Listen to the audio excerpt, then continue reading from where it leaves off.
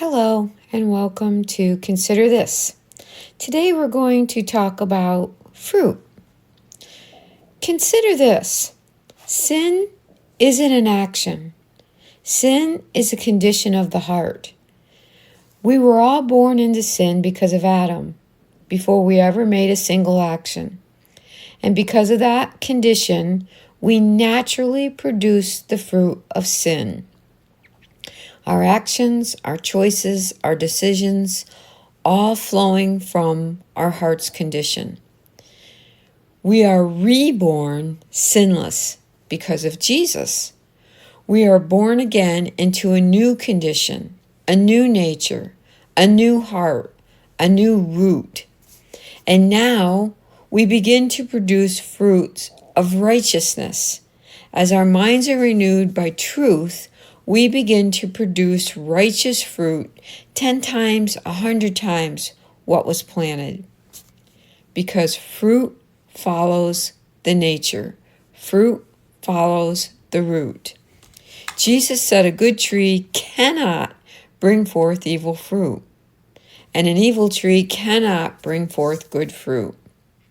He wasn't giving us a command to try harder. He was revealing a truth about the source of our fruit.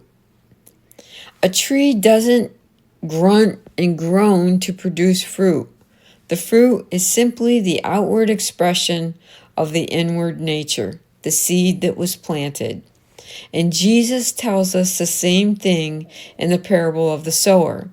The seed, the gospel truth, falls into good ground, a renewed, reborn heart, and it brings forth fruit, 30-fold, 60-fold, even 100-fold. So why do some hear truth and never change? Jesus tells us they hear, but they don't understand. They see, but they don't perceive. Why? Because their hearts have waxed gross. Their ears are dull. They have closed their eyes. The condition of the heart resists the seed. But when your heart is born again, when your mind begins to be renewed to this truth, something shifts. You begin to produce fruit far beyond your own effort. 10-fold, 100-fold. Because we perceive the truth. Jesus gives another picture, the vineyard. A landowner planted a vineyard, set a hedge around it, dug a wine press, built a watchtower, and rented it out. When harvest time came, he sent servants to receive the fruit. But the tenant beat them, stoned them, killed them. So the landowner sent his son, and the tenants cast him out and killed him too. Jesus told the religious leaders, "The kingdom will be taken from you and given to a nation producing its fruit." He wasn't talking about geography.